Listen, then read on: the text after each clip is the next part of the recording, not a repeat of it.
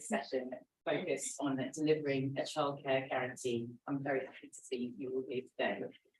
My name is Mel Wilkes, and I'm Associate Director of Work and Welfare Estates at the Institute of Public Policy Research, or IPPR. Now, as some of you might know, here at IPPR, we have been calling for a childcare guarantee for a couple of years now. And what we mean by that is we're focusing on developing a universal offer of childcare and early education that runs right through from the end of maternity leave through to the end of the primary school. So a comprehensive, ambitious offer of childcare. And what's been very exciting over the last couple of years is there's been growing consensus about the need, the importance of childcare and early education, and the role it can play in both unlocking employment and living participation, particularly for women, but also in supporting children to have the best possible start in life. Now, that's very positive, but we have reached challenging points. Earlier this year, we saw some very ambitious plans from government, with the Chancellor announcing record levels of investment in early education through the spring budget. But some recent analysis has pointed out that the most disadvantaged families are set to miss out on some of that investment in support because it is so targeted at families, their parents in work. We also know on top of that there are real challenges around access and accessibility, particularly for children and young people with a disability or special educational needs. So that is what we want to think about today, welcoming some of those announcements, but thinking about the next steps, looking ahead to the future. How can we really think about accessibility and supply, which is the sort of subclause of our question here, and think about how we can be really ambitious about the role of childcare and early education as we look to the future. Now, that is a complicated set of questions, but I'm very pleased to say I'm not going to have to answer them on my own, because I've got a fantastic panel joining me today to work through them. First of all, as you see, we've got the Right Honourable Dame Andrea Leadsom, who is an early years advisor and has just led an independent review for government on early years healthy development. Prior to that, led two iterations of a manifesto for the first 1,001 days of a child's life. So a long-standing investment and understanding in the importance of early education and early intervention for children and young people. To my right, I've got Muniya, who is the Deputy Chief Executive of BusinessLDN, an employer-facing body, business-facing body that has been championing the importance of childcare in supporting women's labour market participation. And finally, to my left over here is Erin Mansell, who is Head of People Affairs at Women's Budget Group, an organisation which has for a long time been championing the role of childcare and early education as a fundamental core part of our social infrastructure, and just released a new analysis looking at what we can learn from other countries. So lots to draw on, lots of expertise to tap into today. In terms of the format for the session, I'm going to hand over to each of our panellists in turn to provide some opening remarks and their kind of reflections on where we stand today, thinking about childcare and early education. I'll then kick off with some questions, but it will be really good to get into. We'll have some time for a wider Q&A. So please do have a think as our panelists start speaking about any questions that you might like to ask, and we'll have some time to try and get to those afterwards. But first of all, to kick us off, could I hand over to you, Andrea? Thank you very much for having me. It's a real pleasure to be here. My favourite topic, banging on about babies. I'm often accused of doing that, and sometimes a bit of eye rolling, but I'll take that. And they do say that your message only comes through once everyone's just like glazed over, stop banging on about babies. So you're getting the message then. So the first thing I wanted to say actually is when I looked at the title of this debate, Boosting Accessibility and Supply, Delivering a Childcare Guarantee, I thought, well, you could replace that with refuse collection, boosting accessibility and supply, delivering a refuse collection guarantee, or an anything else guarantee. And so I'm jesting, obviously, but the point I think is that rather than this being about a childcare guarantee, which sort of implies this is for the convenience of the parents, it's getting women back to the workplace, it's to make our economy stronger. Actually, what we should be thinking about is turning it on its head and thinking about what kind of society do we want to have? What kind of children do we want to end up with? Why is it that as you quite rightly point out, why is it that so few children are going to school ready? What do we mean by school ready? And of course, the reality is that human beings are unique in the animal kingdom in the extent of their underdevelopment at birth. If you think about it, a kitten, a baby lion, an elephant, they're born and then they stand up, they look around, they can fend for themselves within a few weeks, they're pretty much independent. Humans can't do anything for themselves until they're at least a year old, and not much for themselves at all until they're 2 years old. And the point about that is humans are unique in the extent of our underdevelopment, and the physical underdevelopment is just part of it. It's the brain underdevelopment that's absolutely key, and that's why the experiences that the human has in the womb and beyond, certainly in the first 2 years of life, but certainly even beyond that, are fundamental. It's that period, that 1001 critical days, the period from conception to the age of two, which is when the building blocks for lifelong emotional and physical health are laid down. Emotional health in the sense of my sense of self, my ability to self-regulate, my ability to empathize, to socialize with other children, to play nicely, to hold a knife and fork, to toddle about on my own happily without like clinging on to somebody because I don't feel secure, but also my physical health. So my actual predisposition towards things like diabetes, heart disease, obesity, all of these things which can also be determined by what happens to you in that critical early period when your little tiny baby immune system is so vulnerable and so on. So I actually think the question is, yes, the childcare guarantee, but actually it is fundamentally about what kind of society do we want to have. And it seems to me, if we really do want to transform our society, we need to invest in our very youngest. So it's not just about childcare, it's about supporting families to give their baby the best start for life. And hence why I bang on about babies is because families, you know, we've done so much research. I mean, this subject has been my passion for 25 years now. And my child that created that passion is now 27. It's a great big 6'2", has just finished his military reservist training in the army. And I just look at him and I'm like, wow, you know, you grew, and didn't you do well? And I take some credit for that because, you know, he was very, very much loved. And far too many children today don't get that input, that secure attachment that they need. And why is that? It's because their parents are facing traumas, they've had their own adverse childhood experiences, they're facing couple breakdown, perhaps they've got drug addictions, maybe they're living in unsafe housing, they've got debt problems, they feel insecure in their job, insecure in life, they're mentally ill, or they have postnatal depression, or they have a traumatic birth experience. Every woman thinks she's going to die at some point during the delivery of a baby. You know, need I say more? Anyone who's had a child will know exactly what I'm talking about. And every single parent in the research phase into the best start for life was like, just tell me, what might I need and where will I find it? And that is what parents say is, you know, when you find out you're expecting a baby, you might be delighted, you might be horrified, you might be scared, but whatever it is, you think, right now, my life is going to change. And so you need to know, where can you get help? What kind of help might you need? How are you going to find that help? So the whole of the Best Start for Life is about creating one-stop shops in family hubs. And before someone says, well, we had Sure Starts, Dame Tessa Jowell agreed with me. We used to talk about this a lot before she sadly passed away. Sure Starts were a fantastic thing. There were lots of buildings where there were lots of good things going on, but they never specified what went on in them. And therefore they went off down one tangent or another tangent.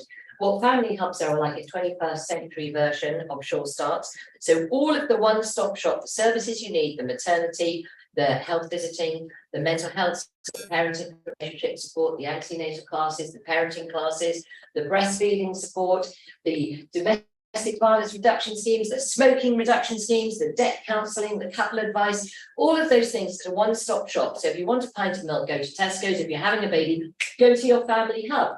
And by the way, you'll be able to access virtual support as well. And there won't be a dad-free zone. You know, so many Sure Starts were just dad-free zone. So many dads said to us, I just feel completely irrelevant. The health visitor doesn't even look at me. The midwife was just like, no, you can clear off. You know, during COVID, men were barely allowed to even attend the delivery of their own child.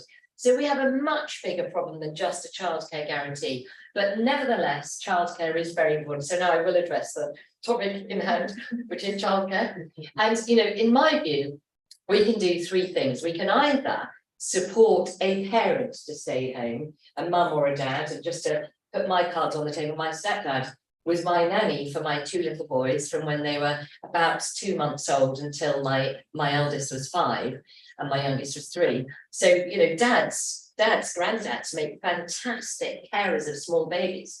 And that's why, you know, my party introduced shared parental leave. It's an absolutely brilliant idea, and actually it protects women in the workplace from someone thinking, oh well, you're in your late 20s, early 30s, I'm not going to promote you because you'll be off having a baby before I know it. Because now you can't think that, because actually the same might be true of this young man who's in his 20s to 30s. Still doesn't happen with to any great extent, but needs to happen a lot more. So you can either support a parent to stay home and look after the baby, and we don't do that enough. We don't let parents make the choices.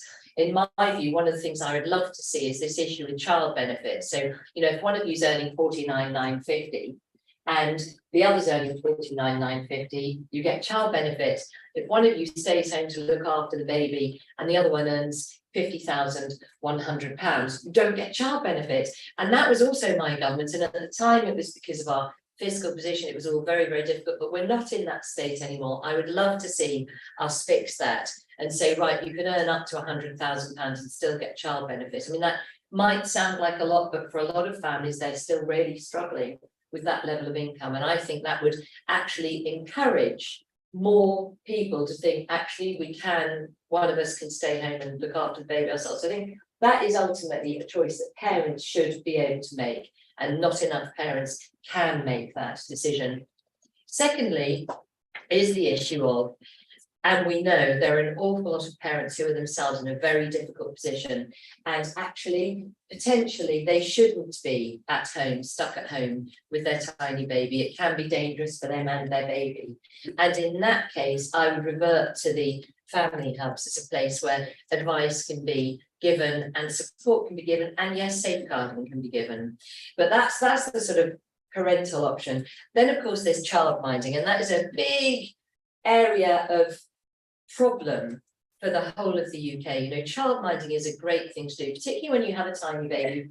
Much nicer to be in a home setting, in a sort of family setting where there's maybe a baby, a 2-year-old, a 5-year-old, and 2 8-year-olds. That's much more of a family environment. For lots of parents, they would prefer it. It's also cheaper, but for lots of childminders, it's very low status work, you know, very expensive. You have to get fire doors in every room in your house in order to look after someone else's children, whereas obviously you don't, you're looking after your own. So there's all sorts of reasons why people give up on childminding. Then there's also the whole issue of kinship care. Grandparents looking after their grandchildren, often giving up on well-paid jobs to do that for their children. They also get nothing. Yet if they're looking after their own elderly husband or wife, they get a carer's allowance. Why can't we do something like that? So just a bit of a, you know, because there are different options for childcare, not just the one that I think we all tend to focus on, which is nursery settings. Now, nursery settings can be absolutely brilliant, particularly for children from 2 onwards, where actually socialisation, early learning is genuinely a part of your absolute need as a small, curious person who's had a very good start in life. But actually, if you're not that small, curious person who's had a great start in life, it can be actually quite scary. So actually, nurseries themselves need to be very well attuned to the needs of the young children that they're taking on board. And unfortunately, what we have at the moment is a nursery and childcare setting set up, which is very low status, very low paid, very often staffed by very young girls who perhaps don't have secure attachment status themselves, who are perhaps going into that because they'll think, yeah, there'll be lots of nice babies who will love me, give me the affection I've not really had, but who actually don't have the empathy skills themselves. So changing that nursery workplace to make it much more of a career progression. And again, I would point to the family hubs where we are building multidisciplinary workforces with family navigators, assistant health visitors, mental health first aiders, creating much more of a career progression, choosing, do I want to be a nursery worker for a year and then perhaps I'd like to go and become a breastfeeding support worker, or I might like to go and become a assistant house visitor, you know, so creating a new, much more dynamic early years workforce, I think is really, really important. And so in order to make a reality of what the Chancellor is promising, which is free childcare for everybody who's at work with a 9-month-old or older, what we've got to do is to have a much better offer for those people who are looking after those tiny children, in order that it becomes a virtuous circle.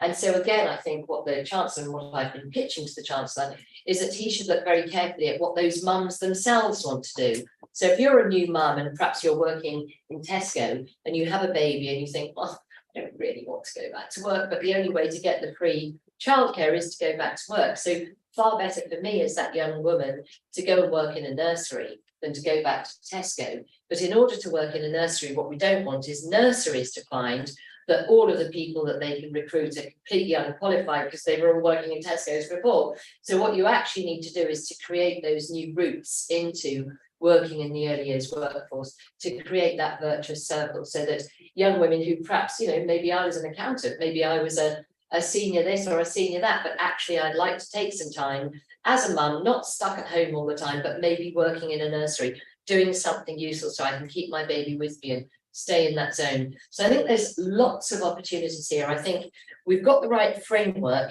but I think there's an awful lot more to do to make the reality of meeting the demand, which is inevitable once that date hits, and to make the supply of those staff in those nursery settings and childminding, etc., match the quality of what we would aspire to see for our children, so that when they go to school, they actually are school ready and they can go on to have fulfilling lives. Thank you. That's it. Thank you, Andrea. Now, Muniya, can I come to you? Because you, I think, you know, one of the things that's been quite exciting over the last few years is that the discussion about early education and childcare has extended to business bodies and employers calling themselves for greater investment in childcare and early education. So it'd be great to hear about the kind of business perspective on this. You know, why is it a priority for BusinessLDN and what kind of issues do you focus on? Thanks, Mel. It's great to be here, and I'm very excited to be here because not only do I get to speak to you about childcare, which is something that BusinessLDN we have a very strong focus on as part of our labour market inclusion activity. It also means I get to see my baby afterwards. He's at Manchester University. Squeeze me in for a half-hour window afterwards. So let me tell you a little bit about BusinessLDN, and then I can talk to you a little bit about why we're invested in doing this project on childcare. So we represent around 170 cross-sector businesses, and we have a mission to make London the best place in the world to do business, working with and for the UK. And at the moment, we're working with some of our members, KPMG and the Central District Alliance, which are one of London's business improvement districts, to really put a business lens on the issue of childcare. And clearly it's a national issue, but it's particularly acute in London, where you have the highest childcare costs in the country, and indeed the highest housing costs. So the solutions that we're coming up with are, you know, they have a London lens, as we're a London business group, but they lend themselves nationally as well. And when we talk to our members, what we're hearing is that the lack of affordable quality childcare is contributing to the skills crunch they're experiencing. So pretty much every business I speak to is struggling with skill shortages. They've got predominantly women who are affected, but you know, it is mainly a female issue, but dads are also affected by childcare as well. And you know, I was very lucky, my husband did quite a lot of childcare actually. But this is something that's really acting as a drag on labour market inclusion. So that's very much the angle we're coming from. And this is, you know, as I said, an area that's been a focus of BusinessLDN for quite some time. Just for context, we were involved in incubating Teach First. We led Greater London's Local Schools Improvement Plan, which was funded by the Department of Education. It's a major labour market analysis of the capital's job market, and it's all about matching the skills businesses. And there was significant challenges. Childcare came up frequently in those conversations. And we also run the UK's biggest jobs careers fair, I think, for young people every November, which matches young people with employers directly. So We have seen a flurry of political activity, as Mel said, on childcare. All of this is welcome, but as Andrew's pointed out, there are gaps in it, understandably. I mean, government can only do so much, public finances are constrained. So while these are really important steps in the right direction, we need to go further, and we all know that. So you know, there are no surprises here. And as we see it from our discussions, there are three main challenges. So one is around affordability, one is around availability, and one is around quality. And what we're trying to do is, because we know that government has difficult choices, is to try and put an economic value that if you get this right, what does that mean for the economy? So, you know, to really quantify the size of the prize, and that way government can make an informed decision. So through our work, we want to be an independent voice that provides the business lens. We want to offer some bold recommendations for policymakers, and critically, we want to demonstrate what businesses can do to be really good employers and support labour market inclusion. So over the summer, we have been talking to our members, businesses, we've spoken to providers, we've spoken to the GLA, who've been doing lots of work here, and we've been conducting surveys and doing research, looking at countries like France, Canada, Australia, Estonia. And I'm just going to share some of the most interesting findings from a survey that we published a couple of weeks ago, where we surveyed around 1,000 working parents that have used childcare services in London. And some of the findings are pretty stark, but perhaps not surprising. So more than half rated their childcare as unaffordable. And the figure that really jumped out is that half said that they'd got into debt as a result of the cost of their childcare. Just over a quarter said the cost and availability of childcare had negatively impacted their career. Interestingly, the majority felt that they had good quality childcare. The challenge was mainly around affordability and accessibility. So we'll be publishing our recommendations in the next couple of weeks, but I will give you a kind of taster of some of the things that we're exploring that we think could help. And as I said, these aren't quite cooked, so I'm really pleased to have you here to help us test and shape some of these ideas, which I shall shamefully steal afterwards. So to reduce the cost of childcare, when you refer to the child benefit cliff edge, there's also a cliff edge at both ends of the salary spectrum for in terms of provision. So if you're earning, one parent earns over 100k, they become ineligible for support. So I think that needs smoothing out. And as you said, Andrea, 100k does sound like a lot in London, particularly if you've got more than one kid. It doesn't go very far with a mortgage. So we want to see that smoothed out. At the other end of the spectrum, there have been concessions on universal credit. I think it's up to 85%, but why not make that 100% provision? One of the areas where there's a really big gap in provision at the moment is around if you're training or reskilling, you're not eligible for any support. Now, given that we have to reskill so many people and we've got a major skill shortage, that feels like an area where, you know, government could have a real impact there. And then to increase the availability of childcare, we know that providers are really struggling, so there really needs to be sustainable funding settlements. And some of the things that government might be able to do is look at things like business rates exemptions for providers. Now they've got that in Scotland and Wales, and the providers we speak to tell us that, you know, that would really help. And again, absolutely agree with what Andrea said about expanding family hubs. That would be a brilliant way of bringing together the guidance and support. So I'm from a business group. What are our members doing? What should they be doing? Well, businesses, you know, have been through a challenging period. They want to retain their staff, and some of the sort of ideas of best practice that we come up with from talking to our members include things like offering on-site childcare or partnering with nurseries that are either near the office or nearer people's homes, so they can make that choice. Not everyone's going to want to drag their kids all the way into central London to go to a workplace nursery. Looking at underused office space that could be repurposed, and things like offering flexible working arrangements. So the government's already said that you'll be able to request flexible working. Employers can really do a lot around things like short-term hours, term time working, even things like unpaid leave.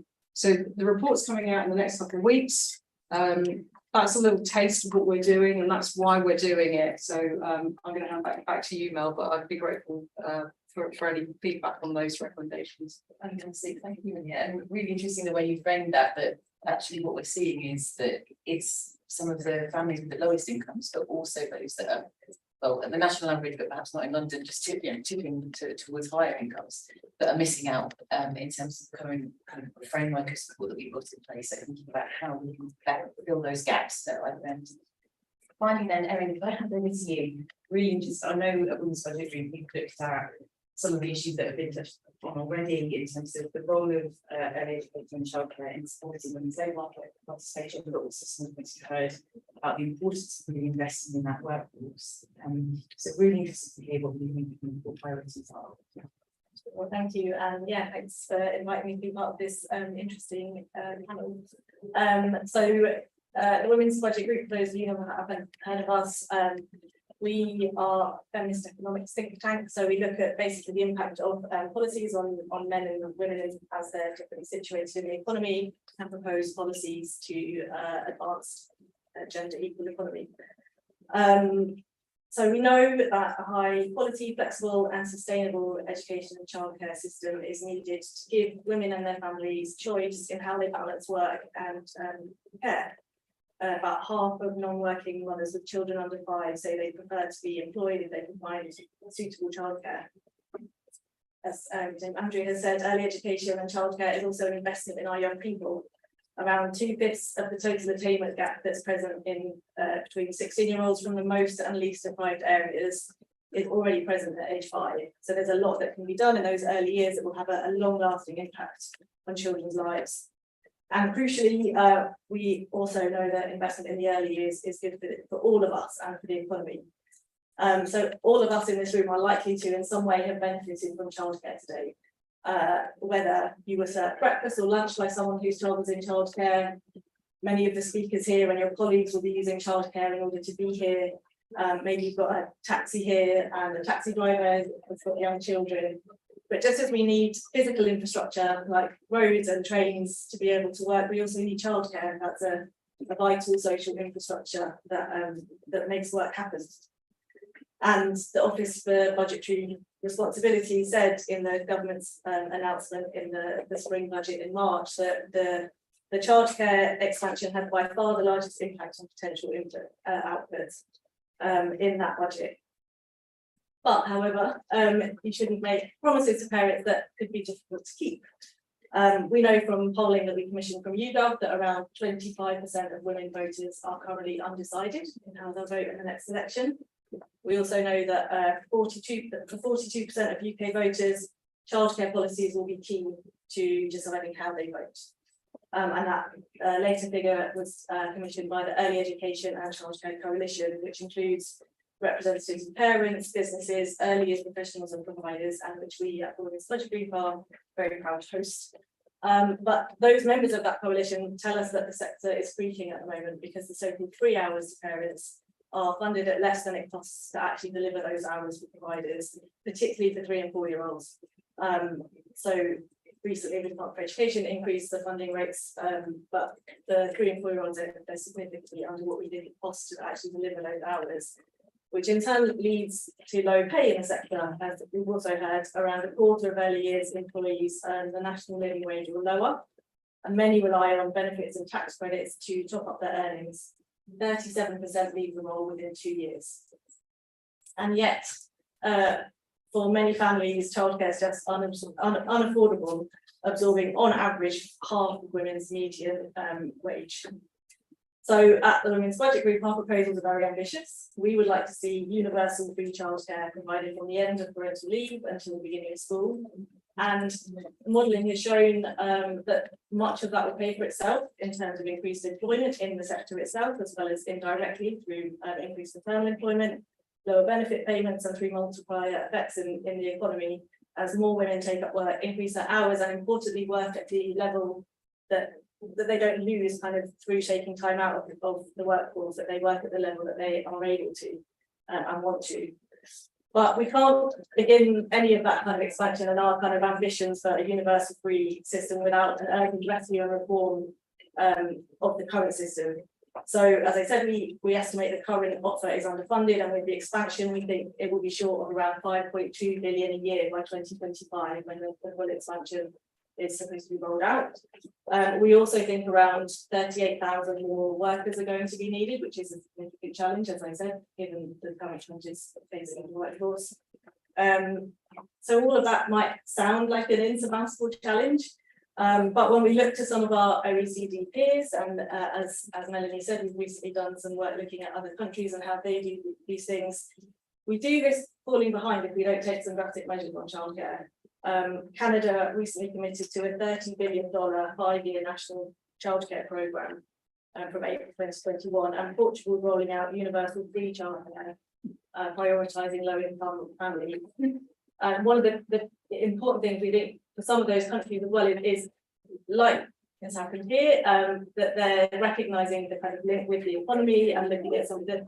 No country has got this right. I think that's also important to say, that there's much to learn, but it's not like any country has the silver bullet, but there's things that we can learn, and making that link between this being really vital social infrastructure has been a big part of kind of Canada's ambition.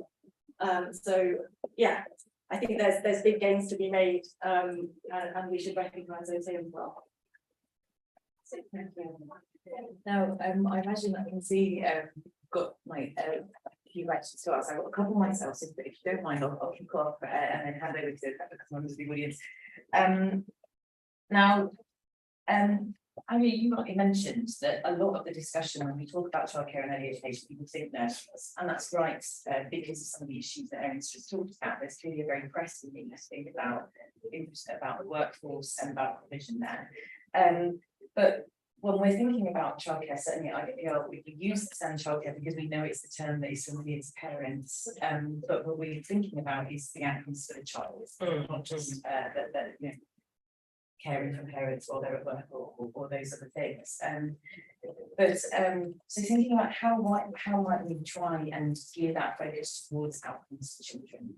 I'm particularly interested in thinking about the group of kind of babies and young children that come into infrastructure expand beyond the 2-year-olds and essentially younger children years ahead. So you talked about secure attachment, about kind of the types of skills and qualities that working in sex might have, and the different types of provision. But is there anything you'd like to touch on in terms of how might the office of support available at the moment better meet the needs of children who are 2 years old when they're Well, I think for very young children, there is already this huge raft of informal kinship care. So whether it's auntie or even a neighbour, but very often it's a grandparent who is looking after the children a day or 2 a week, and sometimes 2 grandparents are doing a day or 2 a week each. And obviously that's largely unpaid by anyone. And certainly I do think there would be a lot of merit in looking at a form of carer's allowance for that type of care. So carer's allowance works that if you're looking after your disabled husband or elderly wife and you're still working, then you are entitled to a carer's allowance of about, I think it's about £75 a week, which basically just enables the sort of costs to you. It doesn't replace your income if you were actually working and earning money, but it does give you some form of compensation.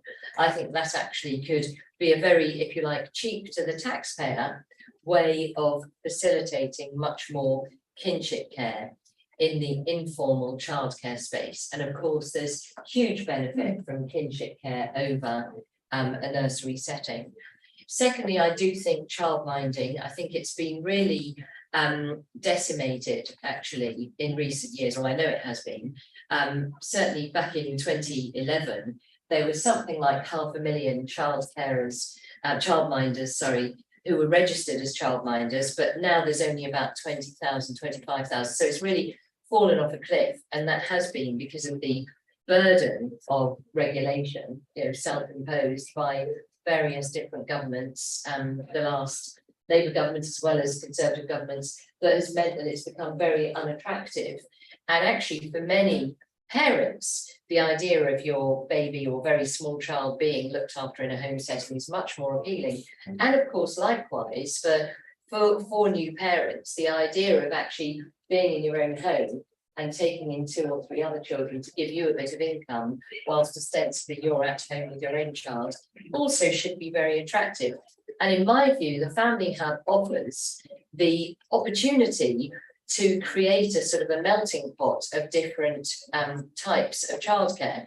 So in my world, and obviously the Family Hubs, we're trying to roll them out as fast as we possibly can, but those Family Hubs will be the one place you can go to get advice. You know, should I become a childminder? Should I give my baby to a childminder? Should I put them in a nursery setting?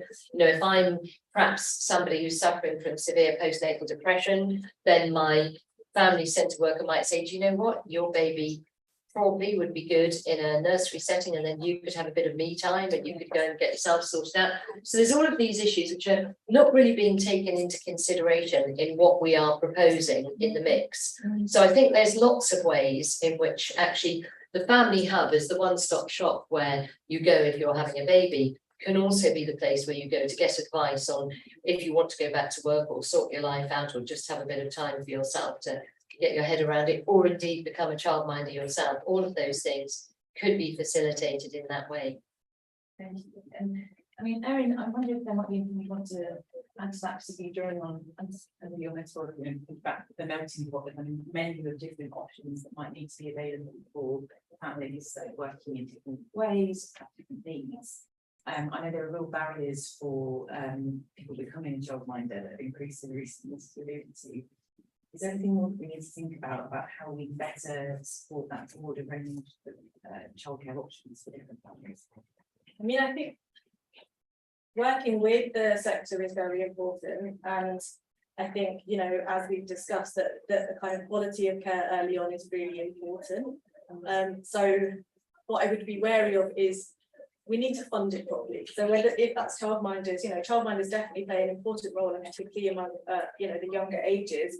But we need to make sure that those predominantly women that choose to kind of become childminders, that they don't end up then in that kind of same low pay trap, you know, that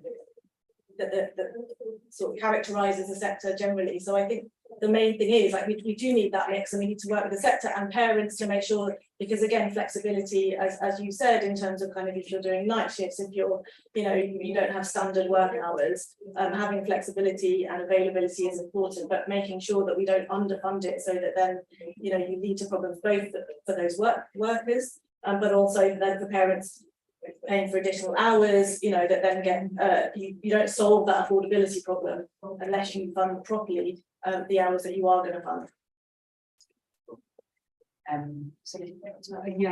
Mel, one of the things that we looked at when we were in our conversations with providers is whether to ensure that the providers are properly funded. You could have some kind of mechanism for an annual review, and that way you can ensure that the funding rises with inflation and any other economic factors, and also looking at things like pay and conditions that you need to retain and develop a workforce in a sustainable way. That if you index link funding settlements to increases in the national living wage or average wage settlements, that could also help.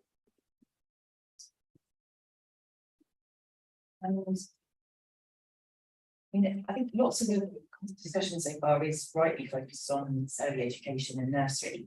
But I suppose the other area that we got really focusing on, and that did come part of that injection of funding in the spring budget, was wraparound. So that's breakfast clubs, after school clubs. Really interesting your thoughts on this, as thinking about if there are any examples of what's working well, any examples of good practice that are already out there, things that have been tried and tested. I don't know if there's anything in terms of thinking about the employer perspective. You talked about employers offering kind of creches and nurseries, are there other businesses shifted into that sort of space? And how can we build out from that offer as funding becomes available to widen the range of support available for children in this age? So on things like wraparound care, a lot of primary schools won't be able to provide it until September 2026. So, you know, if that could be brought forward, that would be very helpful. And also we'd want to see that the funding for primary schools covers I suppose 3 key areas: breakfast clubs, safe place to study after school, and access to digital learning. As we know from our work on the local schools improvement plan, digital skills, particularly digital poverty, is a really big issue in London. On the employer side, one of the things that holds back businesses from setting up their own sort of workplace nursery partnerships is some of the guidance from HMRC is a little bit opaque, and some FDs are worried that it's going to get clawed back. So there's some clarification that HMRC can do as well, which would also help.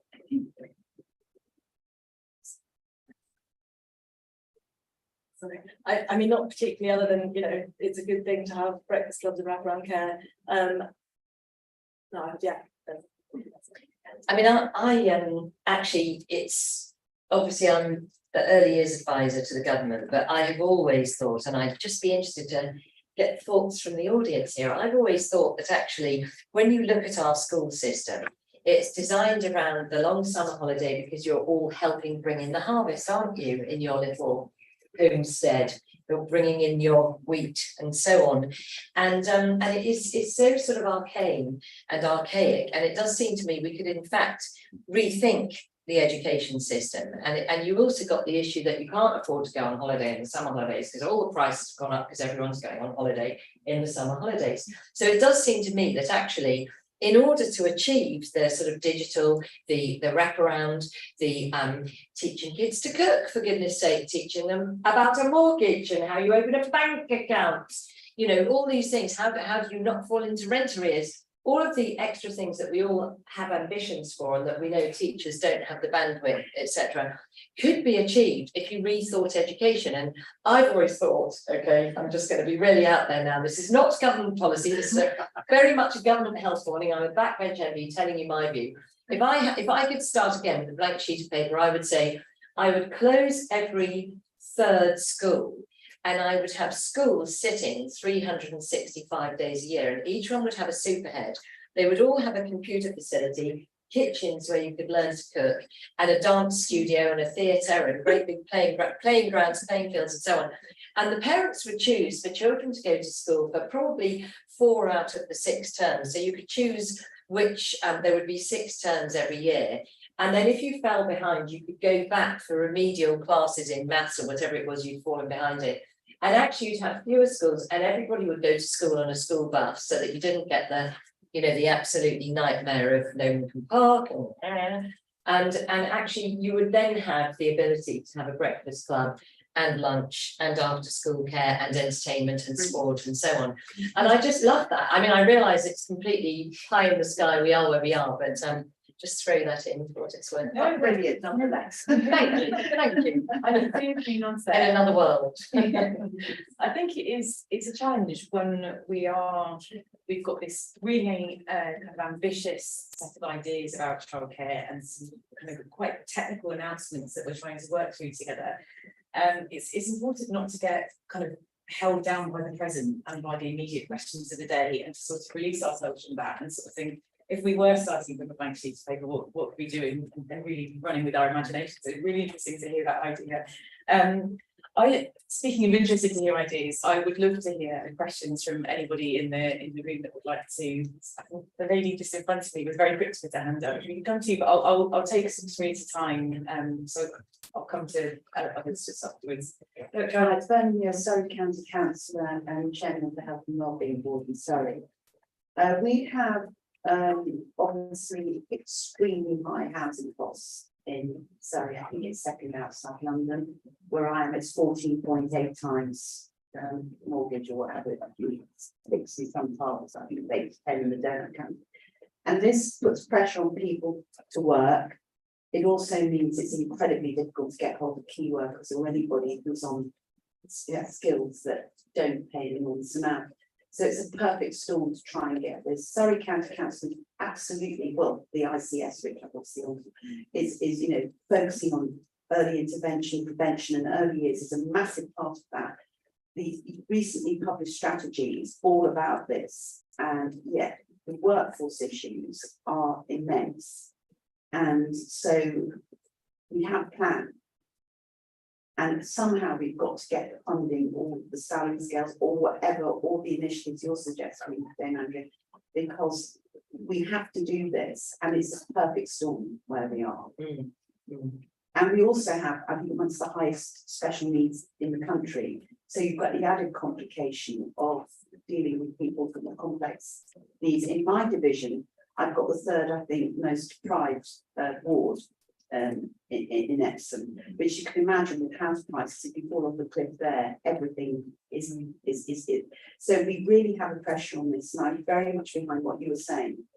But I do think something has to be done now, because it's really, really critical to get this working. And I know if we did, you would get that additional workforce as well.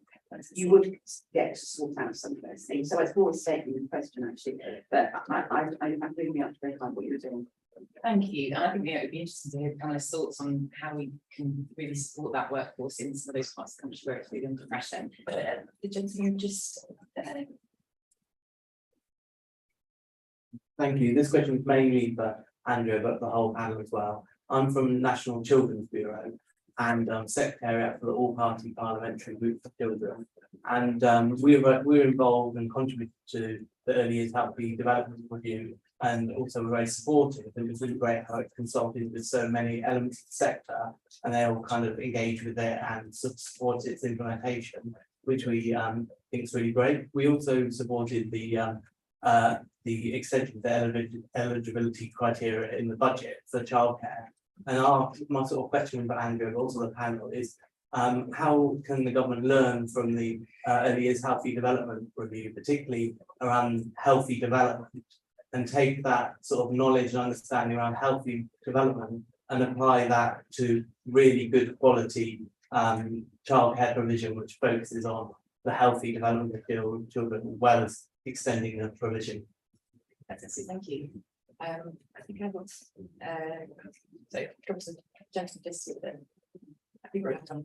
Great. So I'm Keith Reed from the Parent Foundation, and it's to the panel really. Having been inspired, Andrea, by your last thoughts on what needs to happen in the future, if you could write a Conservative Party manifesto in this area, what would be your top priorities? That's across the whole panel. Brilliant, thank you. Well, if we start with those three, I think we'll have time for another round of questions.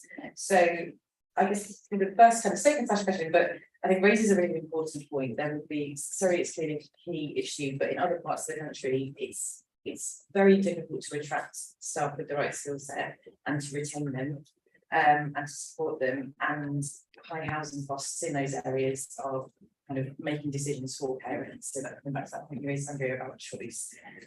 We had a bit about what can we learn from the housing development review, making sure that children are at the heart of discussions about early years and focus on outcomes. And thinking about Conservative manifestos, sort of key priorities. So welcome to answer all three or focus on any of the three that you most like to. So yeah, I'll answer how to support the workforce in my top three. I won't do the healthy development review from the business lobby group. I don't think I'm particularly best placed to answer that one. I'll leave that to colleagues. So in terms of what government can do, it really is looking at that cliff edge in terms of the salary spectrum for working parents. In terms of getting the workforce right, well, there isn't really a shortcut. You've got to invest in it.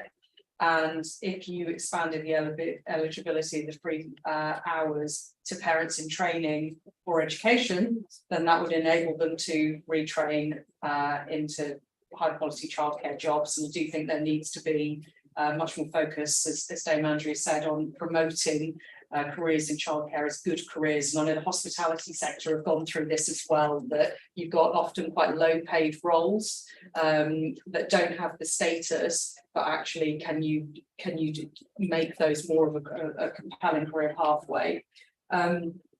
Looking at sort of what are the kind of quick wins, so around tax exemptions, government can look at that. That would help businesses set up nursery partnerships. And then in terms of availability, I think it really is looking at the sustainability. So as Erin pointed out, that there's a lot of cross subsidy on the free hours. So we need a really sustainable funding package there. So linking funding deals, doing annual reviews, linking that to inflation, I think would really help. And then businesses sharing best practice, stepping up, really looking at some of the things that you can do and being a bit more creative, working with your staff so you don't end up with really brilliant talent just leaving the workforce because of their childcare costs. So I think there's much more that businesses can do. It should not be all on government. Yeah, industry. Sure, yes, great. I think I'm going to echo some of that. It's tempting to look for very imaginative, big, ideas, and actually, getting the funding right is really important.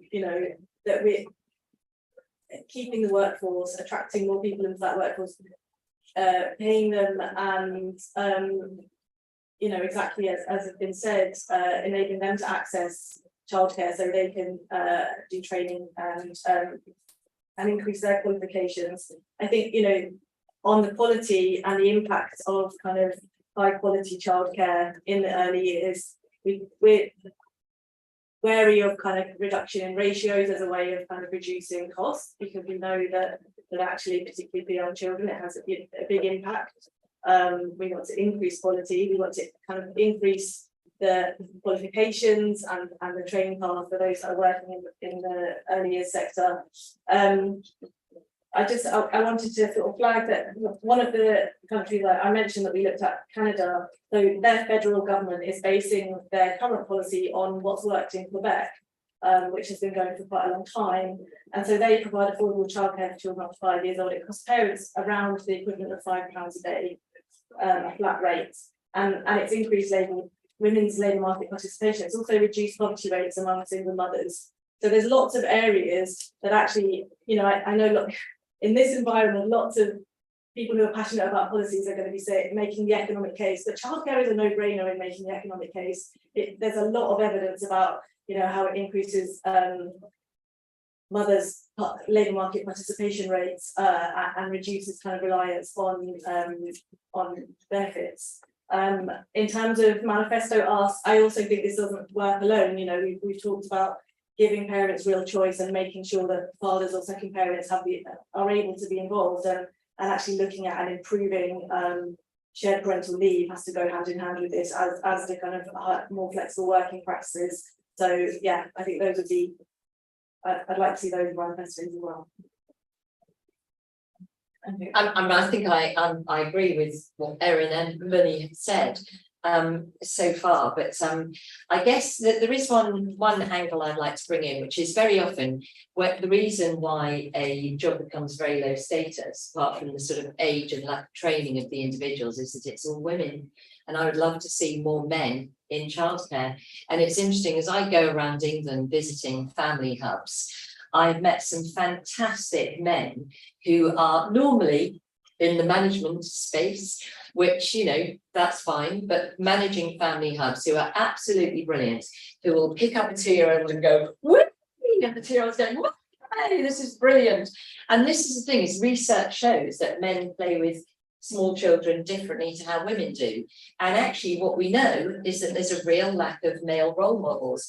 We know that up to 30% of domestic violence begins during pregnancy. Why? Because usually the man thinks she's going to love this baby more than me, so I'm going to just, punish her now. So we know that's up to 30% of that. We also know there's a vast amount of couple breakdown in the first year of a new baby's arrival. These are tragic circumstances, but we also know, as I said earlier, that men often feel they're just excluded. I was barely allowed to be there at the birth, and then, when the house visitor comes, she's not talking to me, she doesn't even look at me, she's talking to my partner and the baby, and so men feel very excluded. So I would like to see more men. Now I know there's all kinds of concerns and red flags for people, but nevertheless we need, in order for this to not just be the low status thing, and there are lots of opportunities in the childcare space for lots of fascinating and rewarding roles. And we know that men are absolutely vital in young children's lives. And as I've said, my stepdad was my nanny, and it was absolutely brilliant for my two boys. They absolutely loved having their granddad doing that for them. So that I think is a big issue, which I think would change. It would just change the narrative if it wasn't just all of these, you know, teenage girls who didn't really make it at school sort of thing, which seems to be going right now. So I think that this whole workforce change through the family hubs, that is also going to make a difference. I think you raised the point about children with disabilities. That is so important, and certainly parents who have babies born with disabilities say, I just want to be treated like normal. I don't want to have to always go over there to that specialist place. You know, I just want to feel included. And I think that's absolutely vital. In terms of manifesto, what I would really like to see is that the government would create a department for the family. I would love to see that. I think that would really change things. You know, I have responsibility for a team which sits within DHSC, the Start for Life unit, quite a big team now of civil servants, and it reports up through DHSC and DFE, and that is a big silo. And there's a lot of the support, the financial support that comes through DLUC, that's another silo. And actually there isn't that cross look at the family per se. So I would love to see a department for the family, and that's a long-standing ambition, and a cabinet member with responsibility for the best start for life. I think that would also change the narrative. It would create much more of a focus. But above all else, what I'd really like to see is the rights of the infant enshrined into law as a sort of statutory right of the infant to be supported, to have the kind of wraparound support that we're all talking about. I was really pleased to hear you say, Muniya, that businesses need to be part of the solution, that it can't just be for government, because as a good conservative, you know, there could be huge bills associated. I absolutely take what you're saying, Erin, that it does pay for itself. And as you rightly pointed out, the OBR said that the changes in childcare would actually be quite a big input to our output, if you get my drift. So it could actually make us economically more productive. And I think we should do more research into that. But I think with just those top line changes, just more funding, that doesn't necessarily work. I think we need to see the reforms, some of the reforms that we've talked about in conjunction with that.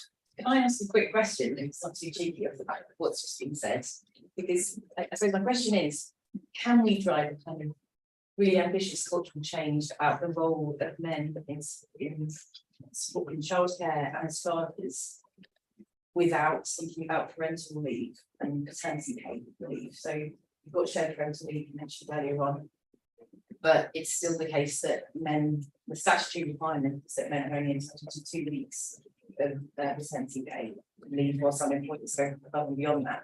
As you both just said, there's a role for businesses to think about here beyond just what government's doing. Is it time that we think differently and more ambitiously about that kind of minimum entitlement parts? I mean, some of the bigger employers can afford to do that, some of them are, so they're matching their maternity pay with paternity. And you know, that's one of the examples that, you know, we'll be promoting when we put out a report. I think the challenge is that some businesses can't do that given some of the challenges they face, and particularly SMEs. So one of the things we'll be exploring is, can bigger businesses play a more supporting role to SMEs? So if they're setting up workplace nurseries, can they offer that to some of the SMEs in the area?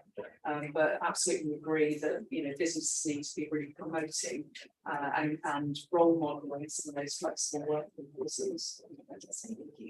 I think we've got time for well, I think we've got time for another round of questions from you folks. Thank you. My name is Lindsay McDonald. I'm the Chief Executive of Management Breakfast. So delighted to hear the support for breakfast clubs that came through. And I suppose with that opening point that you made, Mel, about the most disadvantaged families not necessarily benefiting currently from childcare, it would be to make the case for expanding the National School Breakfast Programme, which is the Magic Breakfast model. It targets the children who are most vulnerable. It sees children who are potentially too hungry to learn, able to access that support. But I think to the point around business as well, there is an opportunity for that government funding to be structured in a way that it unlocks match funding from the corporate and private sector. Magic Breakfast is very fortunate to be 99.9% funded by philanthropic giving, and is there an opportunity to bring those types of support into breakfast provision as well.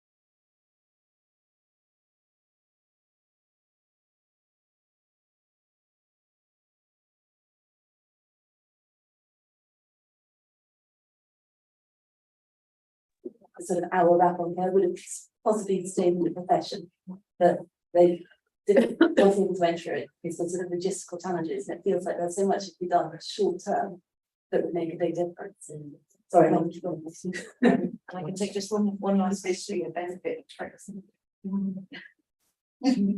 Was there one more question? Hi, I'm John Robbery, Director of Policy at National Day Nurseries Association.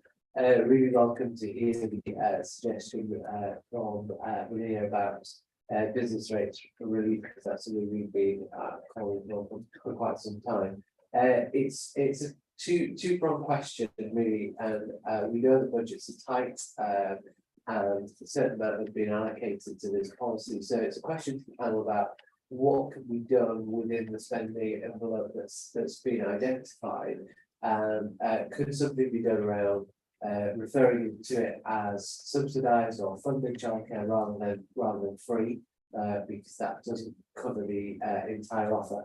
And then to employers in supporting childcare setting, is there something that can be done structurally around the apprenticeship levy? Because the big thing is the workforce crisis at the moment. But is there something that employers can do to support smaller childcare businesses in their communities that have their workforce? Thank you.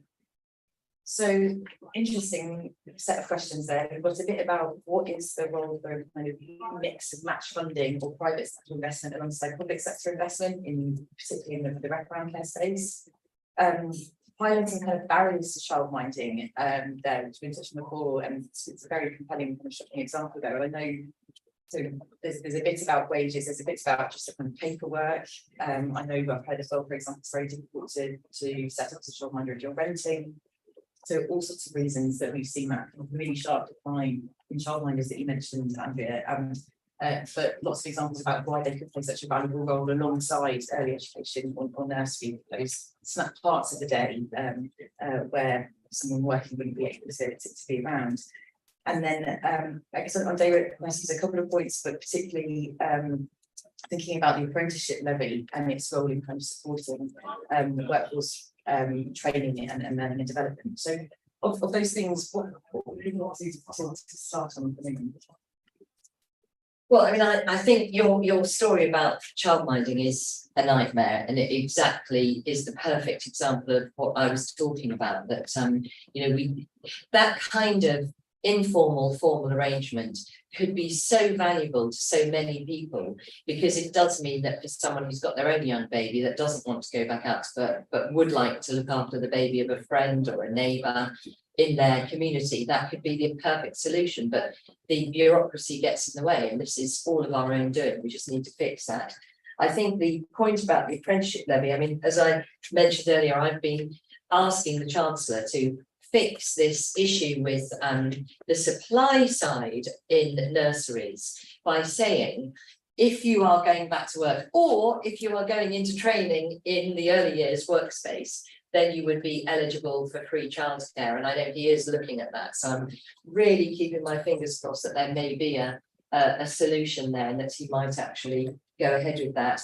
Subsidised childcare, I think that's a really good point. And certainly I've heard in particular, for example, where there's special needs, a child with special needs, young child who wants to go into a nursery and they can't, because they can't get the top up, they're not allowed. So I actually think it's perfectly reasonable for parents to be able to top up. So I think you're definitely onto something there, and I'm not really sure why that has become such an issue, but it is something I'd be keen to look into, because it seems to me completely logical. If I've got special needs because I need longer hours, or my child needs extra help with something or other, that I should still be eligible for the subsidy or the free hour, but I should be able to top it up accordingly if necessary. So I think that was the point you were making, and no. It's more that the funding available, regardless of the child's needs, doesn't actually cover the cost. Oh, okay, the So more it's specific point, yeah. Yeah, that okay. it's not free for parents or for the. Right.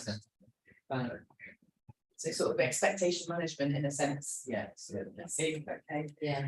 Oh, actually, just on breakfast, I think for me, I mean, speaking now as a constituency MP, a number of the primary schools in my area do offer breakfast clubs. And actually, it's really important that they are very thoughtfully offered, because for some children, it's just great. I can drop my kid off and get off to work. That's perfect.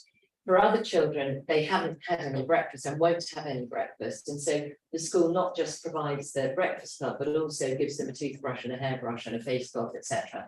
And then supervises them to actually be washed and cleaned as well as fed before they start school. So I think it's a really important thing. In my view, almost more important than the school lunches argument. I think for many children, actually having that congregating early, all having breakfast together, clearing your plates away together, washing up together, washing your teeth together, that is a great way to start the school day. So I'm a huge fan of that. And in my constituency, we have these things called community larders, which are essentially businesses and supermarkets coming together, offering food, not quite food bank, but those community larders deliver food to those primary schools for those morning breakfast clubs. And it works brilliantly with, you know, not a cost to the taxpayer, but actually it's a sort of community initiative that works really well. So I love it. So on the businesses sort of leaning in to support SMEs, I think I've already made the point that where businesses are creating workplace nurseries, they might be able to share those benefits down the supply chain. You can also look at things like some of the big anchor employers like universities, if they've got facilities on site or space, whether they can make that available to the local community. And one of the things that we've also been looking at is what is the provision? We haven't cracked this not yet for night workers and shift workers. Is there something that could be done there by opening facilities earlier or later or through childminders?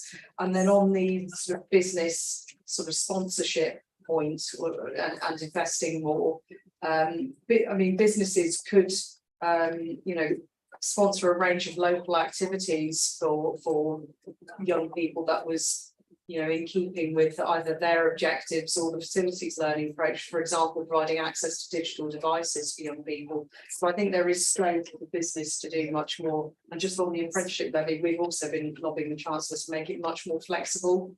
There's a big wad of cash that's just sat in the Treasury coffers that bigger businesses can't spend, and they'd really like to be able to flex it down their supply chain and to SMEs. So that's another thing that we potentially look at. I would just, cover the apprenticeships. one of the challenges I think that we hear from providers is actually they're working at such tight margins that even being able to enable their staff to go and do training is just not feasible at the moment. So there's also, you know, actually, which comes back to kind of funding envelope is again, you know, funding the current offer at cost would be a part of the rescue plan, and we'd like to see. And it was our figures are based on kind of DfE's own, the Department for Education's own estimates of what it thought would be the cost based on their projections. And so based on their numbers, there's a funding gap. The current rates is £5.62 an hour, 3 and 4 year olds, and we think £8.45 is supposed to do it. So you scale that up and you can see what the gap is, and that's what's causing the pain for parents, because they're, you know, that's subsidy. So they're then not subsidising that with the extra hours they're paying for. So I think, you know, funding the current hours at cost would be a big ask. Yeah. Difference. And I know there was some of the reaction around the budget announcement was, well, initially very, very positive, very excited. There was some concern about the risk that some providers in the sector might not be able to continue if rates. I know that I think it was the Institute for Fiscal Studies just put out some analysis which showed that rates for 2 year olds proportionally have increased, but substantially for 3 and 4 year olds they're reducing in the long term. So it's something really difficult for providers to sort of say, I know there's some very real concerns about that from providers that might be in the room. So a real need to think about rescue, as you say, or the sort of immediate priorities of getting this provision we had in place for people before looking to the future. A theme that's come up a little bit through the things that each of the three of you said that I wanted to return to, because it does feel very important, is the potential role of early education and childcare in tackling disadvantage. So Andrea, you talked about, you know, that wider role that breakfast wants to play. We've also touched on disability and young children with SEND. We've heard about you know, in Surrey that having the kind of highest proportion of individuals with SEND. So I'd really value hearing your thoughts about what's working well at the moment in the role that childcare and early education can play in tackling disadvantage, but also what we might need to think about as reforms are introduced to make sure that early education and childcare is open to all, is inclusive of all children, and is working to tackle some of that disadvantage. I could start. I mean, one of the things I think is part of the reason we would like to see a kind of, you know, building up to a universal offer that's funded properly. I feel like a broken record, because that is, you know, at the moment, I think someone referred to it. There's so many different kind of elements to childcare, and there's a childcare element in universal credit. You know, there's the different age groups, there's the different hours you can claim, and it's, you know, as a parent trying to work in those things out. And then you add, you know, the kind of access in terms of so for providers in kind of more disadvantaged areas where parents aren't able to kind of subsidise, top up so that they can kind of make the figures work. You know, you're seeing basically reduced availability. So we talk about the challenge of availability and affordability. Actually, it's the disadvantaged areas that are having the biggest challenges around availability. And if you move to a kind of supply side where you're funding the providers and then parents can access that provision, then you take away a lot of those kind of challenges, and you just, you know, our taxes pay for roads, our taxes should pay for childcare. It's a benefit that we all feel. It's, you know, it's kind of going back to that argument about social infrastructure. Yeah.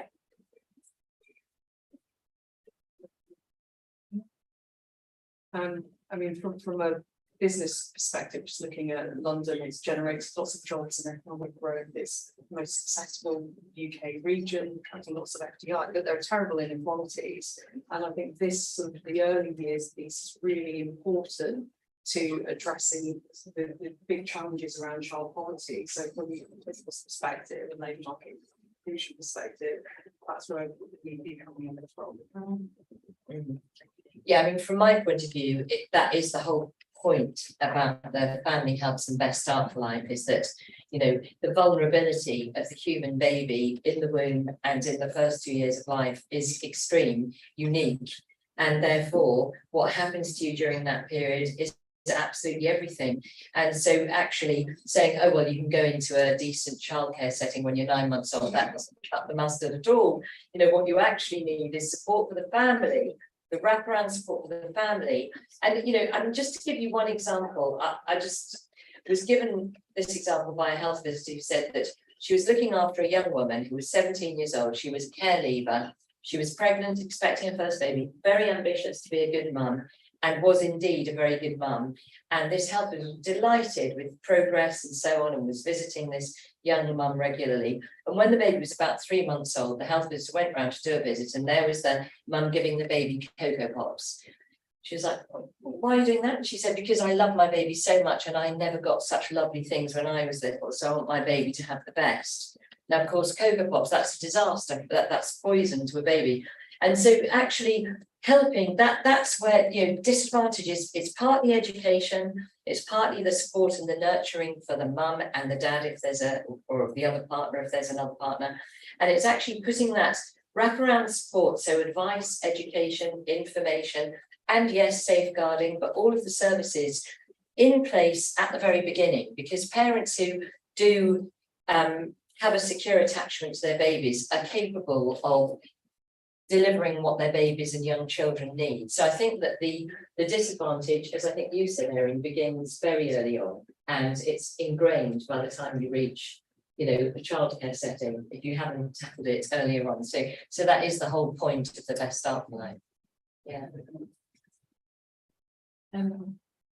We can probably do.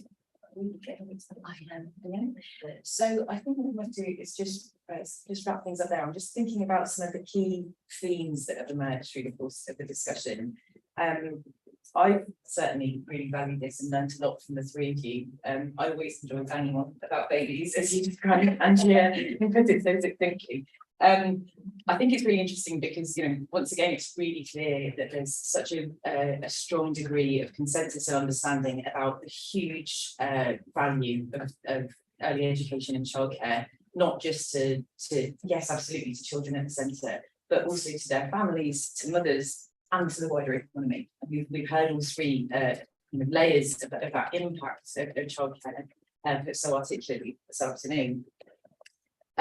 We've also heard a little bit about the gaps, about what's missing now and what we might need to prioritise over the years ahead as we start to really try and invest and expand in our childcare. One of those things is there's a very fundamental point, which is just we have to get rates right today with the system as it stands today before we can start to build out from there and think about expansion. But when we do get to expansion, there's a huge amount we can learn from the kind of the work that's already been done through the early years development review and previous work.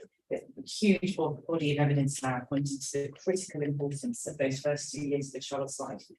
Thinking about how our infrastructure might need to change to really channel support into to babies at that stage. And we've heard a lot about informal childcare, kinship care, and childminders. You know, as alongside nursery settings, we really need to think about a broader menu of support and how we can really value and invest in that broader menu of support.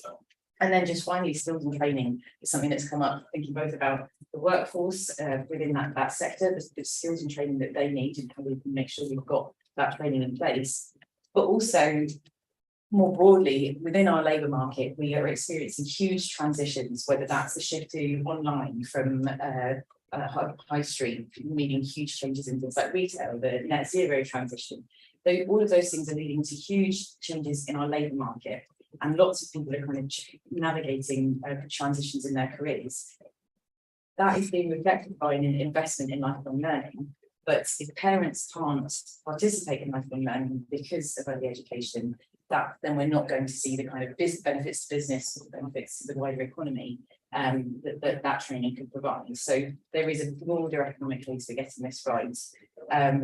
And we've heard a lot from the panel today about how we might go about it. So I'd like you all to join me now in just thanking each of our panelists. Thank everyone.